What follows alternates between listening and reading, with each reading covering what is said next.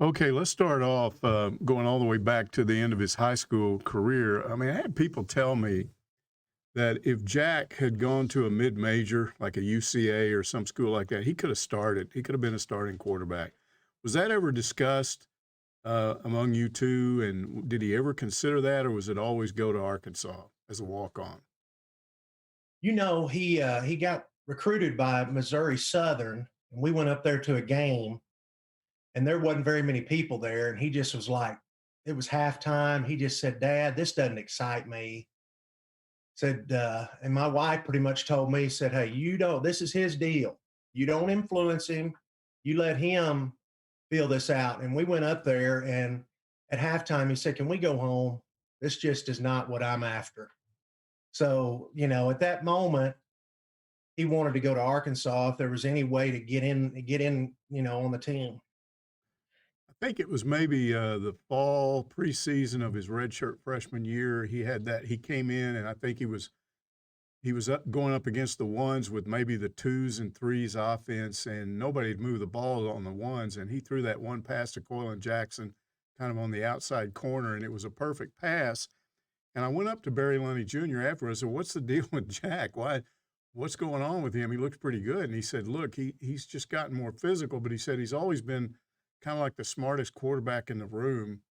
And he said he's really like almost like having a coach, a second coach in there, those guys. And really, especially in those 2 years under Craddock, I think he had that role. Did he ever talk about that and talk about liking to do that, kind of helping those guys understand the offense that Morris brought in? Yeah, he did. He did. I mean, for some reason, he's got this innate ability to pick the offense up really, really quick. Uh, I mean, I remember Brett Bielema calling me one day and goes, "Hey, I just want to let you know your son is picking these things up, and he's getting his name thrown around in the team in the staff meeting room in there, and they're talking about him, and I just want you to know that that kid's got something, so yeah, I mean, he's always had that ability. I mean, like this year, he says, "Dad, I'm basically coaching. I'm basically a coach, Dad." And so, but I think he's got a coaching future for sure. I really do. Uh, Luddy and I had talked about him a lot, and of course, he wasn't in that quarterback's room with him, but I'm sure he heard about a lot of stuff. But when he became their interim coach, I remember that first press conference with us, the Hog Media. He brought Jack's name up right away as somebody that might enter the picture, and indeed, in that LSU game in the fourth quarter, I don't know, there's about 12 minutes to go. He comes in about midfield, and he has that, I don't know, 25, 30-yard run to the left, and then he comes back with a Mike Woods touchdown pass. What was that like for you after all those years seeing him in Death Valley doing that to LSU? Oh, it was just like a dream come true. We were there, which we got blessed to be able to be there, and we were there and got to witness it all. But I mean, he took off on that run, and I was going, wait now, was that a 12-yard run? And then I find out it was a 30-yard run.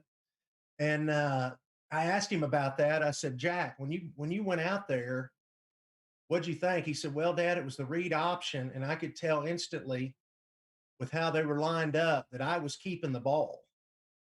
And then I took off down the field, and he said the first thing I thought is, how come I'm not tackled?" But we hadn't scored in that game, and we're they were still had their first O out there, first D out there. Right. It's pretty incredible. Okay, you come in, you get this new coaching staff, you bring in Felipe Franks. Not many quarterbacks are going to play once he got here. So Jack ends up, looks like he volunteered to be the holder. How did that come about, being the holder? You talking about for this year? Yeah. Well, at the start of the year, he wasn't the holder.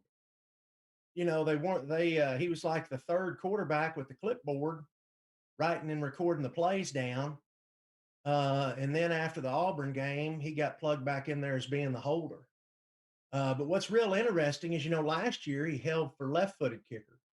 This year he's held for a right-footed kicker. So they may have thought, hey, he's a sure-handed. He's done a great job holding for a right-footed kicker, which he told me, he said, "Dad, I hadn't done that since the 11th grade." He still had one more So, trick up his sleeve in that Missouri game. He pulls off that fake field goal deal and almost scores again. Well, your reaction to that, and then his reaction when you talked to him. well, I mean, we were just going nuts. At first, I'm sitting here going, man, this is a pretty long field goal here, and then all of a sudden he keeps it. He takes off up through there, and we're just going crazy. And then, of course, he surprised himself. But one thing that's interesting about Jack is every time he's gotten his chance, and I'm his dad, he shines. Yeah, he does. He He has. shines. He has. I mean, I've seen that all along. Um, you know, people don't talk about this often enough, but you have Jim Lindsey's grandson on this team, and you have Jerry Jones's grandson on this team. They're both quarterbacks, and I'm just wondering what their relationship is like, and if they've ever talked about their dads playing on that national championship team and what that's been like. Well, they're close, close friends. I mean, real close friends. I think John Stevens in his top 5 friends. I think they're planning on going skiing together after the first of the year. So, they like each other. There's no doubt about it. And I know Dad loved Jerry, and I always thought the world of Steven. So it is kind of a cool deal to kind of have a 3 generation uh, with the Joneses and Lindsays. Okay, now all the seniors can come back if they want to. Is there any chance we see Jack one more year? You mentioned coaching. Is he going to become a grad assistant? What's his future? He's been asked to be a GA by a couple of coaches on the staff for next year. Uh, he still has it in his mind that he'd love to just play. He wants to play. And he's grinded and he's fought. And I mean, he's been at Arkansas for 5 years, just like the amount of time that I was there. I mean, my dad was only there for 4. You know, boy, being at Arkansas for 6, that would be a test. Yeah. We'll see. I don't know what's going to happen there. So if he does get into coaching down the road, and he's got this Jerry Jones grandson as his best friend, any chance that he ends up coaching the Cowboys someday? Hey, wouldn't that be something? Wouldn't that be something for him to be coaching the Cowboys? Of course, that's fairy tale, complete total fairy tale. But hey, if you were good, he really does. I mean, he's been under 3 head coaches. He's seen 3 different philosophies. He's got so many different connections out there in the coaching realm. It's like Coach B told me, he said, "Hey, Lindy, does he want to coach?" I said, "Coach, I think he does." He goes, "I'm telling you, it's the guys like him. They didn't quite get it done on the field and they still have something to prove." He goes, "I was that guy." Yeah. That's what he was saying about himself. He was that guy. So he goes, "It's those guys that make the great coaches." Well, since we're fantasizing about coaching the Cowboys and looking down the road, have you ever given any thought years from now, maybe several years, many years from now, maybe there's a fourth generation Lindsay out there on the field wearing that Razorback helmet? Boy, that would be unbelievable. I hope I'm alive to see it. I really do. That would be something else if that could. Here's the thing, man. It's hard. It's hard. I mean, I remember hearing Dad's stories. He almost quit the team one time down in Little Rock because he was supposed to start at tailback. I know I had my challenges and stuff, and Dad met me at Mr. Burger many nights to talk me off the ledge. And me and Jack have had our conversations, but Jack has been so, man, he's the ultimate endurer. I'm not so sure he's got more endurance and perseverance than even me or my father had. I know your dad's had his medical issues, but has he been able to understand what Jack has done and enjoy that some? He has, he has. He gets it.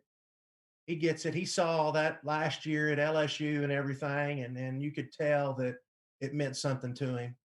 All Yeah, right. he Well, understands. this has been a really special thing with me. I mean, just finding all this out because I kind of followed Jack behind the scenes. Everybody's laughing around this newsroom because 3, 4 years ago, I'm going, watch out, Jack's going to play. And they all thought I was nuts. And then one day there he was on the field. And I thought, well, I see, I was right. Yeah, yeah. Hey, one thing about it, Mike, and he can take this with him for the rest of his life. He started for the Arkansas Razorbacks in an SEC game at quarterback. Yeah, And how many people can say that? not too many, especially when they have a legacy family like you do. Been fun talking to you. Nice fun talking to you, man. Have a good day.